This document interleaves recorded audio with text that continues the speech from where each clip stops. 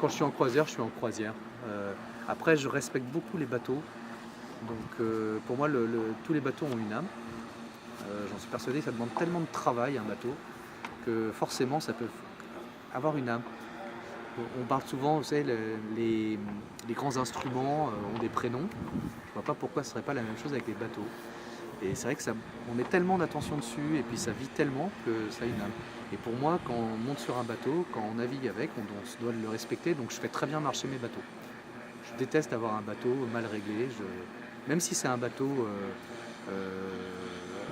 lourd, si c'est pas un bateau performant, au moins on le respecte, on le fait bien marcher. Donc je suis comme ça. Moi j'ai un bateau de professionnel et je n'en suis pas un, donc c'est à moi de m'élever au niveau de mon bateau. Et c'est vrai que là, depuis le début, il est très très patient avec moi. Il est plutôt, enfin, ça se marie très bien. Donc, il a très envie de partir faire le tour du monde. Il a déjà été frustré plusieurs fois parce que le bateau a dématé lors de son premier Vendée Globe. Après, il a eu pas mal de problèmes en course. Donc, avec Sam Goodchild, avec qui on a fait la Transat Jacques Vabre, c'était la première fois qu'on a mené le bateau au-delà de l'équateur.